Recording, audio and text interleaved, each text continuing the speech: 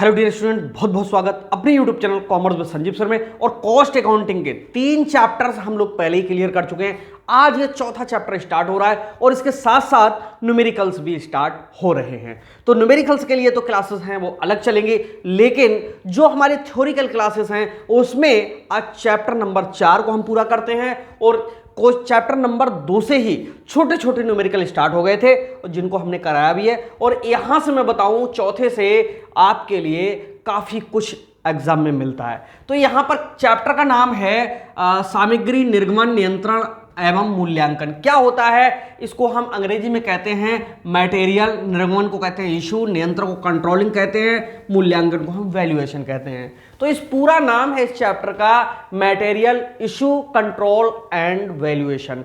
क्या है मटेरियल को सबसे पहले इसी को समझेंगे, सामग्री को, जिसको हम अंग्रेजी में कहते हैं मटेरियल।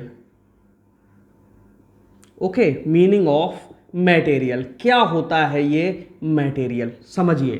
देखो कॉस्ट अकाउंटिंग में सब ये तो हम समझ गए कि बहुत महत्वपूर्ण चैप्टर है। इससे मैं आपको बताऊं कम से कम 10 मार्क्स का जरूर मिलता है, हर साल मिलता है 10 मार्क्स का, इससे आना ही आना है। ओके, अब हम बात करेंगे मटेरियल या सामग्री किसे कहते हैं। देखो यहां पर समझना है इस तरह से कि मटेरियल या सामग्री, जब हम कोई भी प्रोडक्ट बनाते हैं उस प्रोडक्ट को बनाने में 40% से लेकर के 60% या 65% तक जो उस वस्तु में कॉस्ट होती है वो हमेशा किसकी होती है, सामग्री की होती है, यानी मटेरियल की होती है।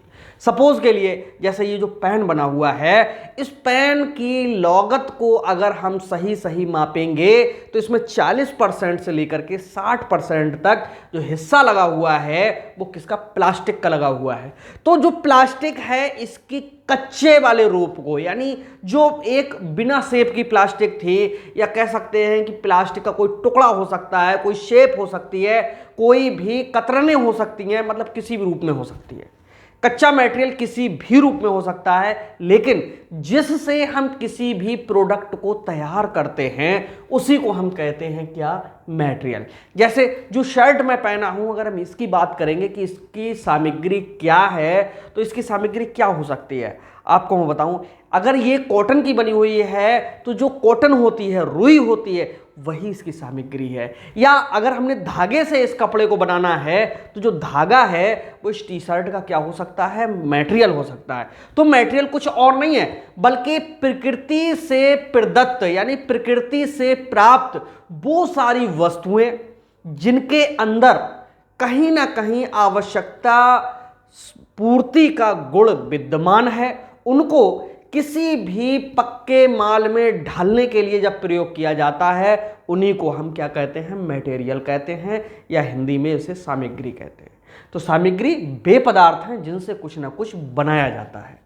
तो ये तो अब हमारे लिए क्लियर हो गया कि सामग्री क्या है, लेकिन अब हमको ये समझना होगा, थोड़ा स्पीड में समझना होगा कि सामग्री के कितने प्रकार होते हैं। तो there are 2 types of material, first is direct and second is indirect. देखिए फर्स्ट है डायरेक्ट और सेकंड है इनडायरेक्ट। ये क्या होता है डायरेक्ट और इनडायरेक्ट, इसको हम हिंदी में कहते हैं कौन सी, प्रत्यक्ष सामग्री, और इसे कहते हैं हम अप्रत्यक्ष सामग्री। ये कौन कौन सी होती हैं, 2 प्रकार का मटेरियल लगता है। प्रत्यक्ष सामग्री हम उसके लिए कहते हैं जिस प्रोडक्ट को हमने बनाया है उसमें स्पष्ट रूप से दिखे कि हाँ ये चीज है, वो हमारी कहलाती है प्रत्यक्ष सामग्री। और किसी प्रोडक्ट को बनाने में वो सारी मटेरियल जिसकी सिर्फ और सिर्फ कल्पना की जा सकती है, उम्मीद की जा सकती है कि हाँ ये व्यय हुआ होगा, लेकिन कितनी मात्रा में हुआ ये हमें पहले से स्पष्ट ना हो, उसको हम कहते हैं अप्रत्यक्ष सामग्री। तो प्रत्यक्ष और अप्रत्यक्ष में बस अंतर इतना है, जो प्रत्यक्ष सामग्री होती है वो मूल रूप से हमें दिखाई देती है, मूल रूप से स्पष्ट होती है, और अप्रत्यक्ष सामग्री जो होती है उत्पादन का महत्वपूर्ण भाग होती है लेकिन वो दिखती नहीं है। सपोज करिए ये जो पेन बनाया है किसी न किसी मशीन से बनाया है, उस मशीन को साफ करने में क्या होगा कि उसमें तेल डाला गया होगा, उसको साफ करने के लिए कपड़ा इस्तेमाल किया गया होगा, कुछ केमिकल इस्तेमाल किए गए होंगे। यार वो सब क्या है, एक प्रकार से मटेरियल ही तो है, लेकिन है क्या, वो इसमें दिखाई नहीं दे रहे, इसलिए वो कैसे हैं, अप्रत्यक्ष हैं। अब प्रत्यक्ष और अप्रत्यक्ष इन दोनों को थोड़ा थोड़ा आपने समझ लिया। अप्रत्यक्ष को और समझ सकते हो, प्रत्यक्ष दोनों को किस तरह से समझेंगे? जैसे ये पेन जितना हमें दिख रहा है इसमें, ये हमारी प्रत्यक्ष मटेरियल है, यानी डायरेक्ट है, और इसको सही शेप देने के लिए कुछ काट के इधर उधर गिरा दिया होगा, बेकार कतरन हो गई होगी, तो वो हमारा कैसा है? इसी प्रत्यक्ष का भाग था, लेकिन अब वो अप्रत्यक्ष बना हुआ है। ये शर्ट जो हम पहने हुए हैं, इस शर्ट में जितना कपड़ा आपके लिए दिख रहा है, ये सब प्रत्यक्ष है, और इसको सही शेप देने के लिए दर्जी ने काट करके कुछ नीचे गिरा दिया, कतरन बना दी, रद्दी बना दी, बेकार कर दिया। वो क्या है? अप्रत्यक्ष था। क्यों? इसी का भाग था प्रत्यक्ष का, लेकिन वो अनयूज होने से यहां पर रह गया। इस तरह से दो प्रकार का मटेरियल होता है, एक प्रत्यक्ष और दूसरा अप्रत्यक्ष। कहानी खत्म होती है किसकी? सामग्री की और सामग्री के प्रकार की। दोनों चीजों को 1 मिनट में हम रिवाइज कर देते हैं कि बेसारे वस्तुएं, बेसारे पदार्थ, प्रकृति द्वारा प्रदत्त यानी दी गई हम लोगों के लिए अमूल्य उपहार, जिनसे हम कोई ना कोई वस्तु का या जिनमें कोई ना कोई उपयोगिता का हम सृजन कर सके, उन्हीं को हम क्या कहते हैं? मटेरियल कहते हैं। और मटेरियल दो प्रकार का होता है, एक प्रत्यक्ष, दूसरा अप्रत्यक्ष। ठीक है, अब हम बात करते हैं सामग्री नियंत्रण की। क्या होता है सामग्री पर नियंत्रण? बहुत इंपॉर्टेंट है, यहीं से कुछ ना कुछ जरूर पूछा जाता है। मोस्ट इंपॉर्टेंट मैंने लिख दिया है, और जिस पे हम मोस्ट लिख देते हैं वो आता जरूर है एग्जाम में। यहां से 100% आपके लिए कुछ ना कुछ मिलेगा। देखो, सामग्री नियंत्रण दो शब्दों से मिलकर के बना है, सामग्री प्लस नियंत्रण। सामग्री का मतलब वही सारी चीजें, वही कच्चे पदार्थ जिनसे किसी न किसी वस्तु को बनाना है, और नियंत्रण का मतलब यहां पर कंट्रोलिंग से है, यानी उनको उतनी मात्रा में लगाने से है जिसमें किसी भी प्रकार का कोई अतिरिक्त नुकसान ना हो। इसी को हम क्या कहते हैं? नियंत्रण कहते हैं। नियंत्रण का मतलब है कि मान लीजिएगा हमें पता है कि मजदूर 10 यूनिट बना पाएंगे सुबह से लेकर शाम तक, तो उन्हें मात्र गोडाउन से निकाल करके 10 यूनिट का ही सामान देना है। ओके, अगर हम एक्स्ट्रा उनके लिए दे देंगे तो 100% वो क्या करेंगे? उसका क्षय करेंगे, उसको बेकार करेंगे, उसका मिसयूज करेंगे, और कहीं ना कहीं वो गंदा भी होगा। कहीं ना कहीं हो सकता है कि जलवायु मंडल में मिलकर के उसमें कुछ और कमियां आ जाएं। तो इस तरह से सामग्री को कितनी मात्रा में लगाना है ये पहले ही तय कर लिया जाता है। और लागत पर नियंत्रण के लिए सबसे पहली जरूरत होती है सामग्री पर नियंत्रण के लिए। क्यों? क्योंकि हमने पहले ही आपके लिए बताया था कि किसी भी उत्पादन में 40% से लेकर के 65% तक जो मुख्य कॉस्ट होती है वो किसकी होती है? मटेरियल की ही होती है। अब भाई सामग्री नियंत्रण तो हमने समझ लिया कि हाँ, सामग्री मतलब जिससे कोई वस्तु बन रही है उसको थोड़ा कंट्रोलिंग में देना है, लेकिन कंट्रोलिंग में देने के कोई ना कोई तरीके होंगे। तो सामग्री नियंत्रण की जो विधियां हैं अगले वीडियो में हम देखेंगे, बहुत मोस्ट इंपॉर्टेंट होंगी, क्योंकि यहां पर हम बहुत 4-5 टॉपिक कवर कर रहे हैं, तो यहां पर इनकी बेसिक ही जानकारी आपके लिए मिल पाएगी। ओके, तो सामग्री नियंत्रण में क्या क्या होता है? देखो, सबसे पहली ये चीज होती है कि सामग्री के आदेश स्तरों को देखा जाता है। आदेश स्तर का मतलब है, ये बहुत पूछा जाता है, पुनः आदेश स्तर, मितव्ययी आदेश स्तर, इन दो में से एक क्वेश्चन आपके लिए 100% मिलता है, और वो भी लॉग में नहीं मिलेगा, लघु उत्तरीय में मिलता है। अब ये क्या होता है? पुनः आदेश स्तर। पुनः आदेश स्तर का मतलब है कि मान लीजिएगा ये हमारा गोडाउन है, ठीक है, और इसमें हम क्रम से अपनी सामग्री को रखते हुए चले जाते हैं, ठीक है, और इनके लिए क्या होता है? इस तरह से ही गोडाउन में रो होती हैं, ठीक है, और ये मटेरियल हम यहाँ पर सब रखते हुए जा रहे हैं। और होता यह है कि जब हम इनको यूज करते हैं, ठीक, मैंने इसलिए यहाँ एक ऐसा टेढ़ा मेढ़ा डायग्राम बनाया क्योंकि सामग्री का निर्गमन भी यहीं से समझ में आ जाएगा और नियंत्रण भी यहीं से समझ में आ जाएगा। ठीक है, अब यहाँ पर मैं बताऊं कि मान लीजिएगा ये हमारी एंट्री गेट है, ठीक, और एक ये एंट्री गेट है।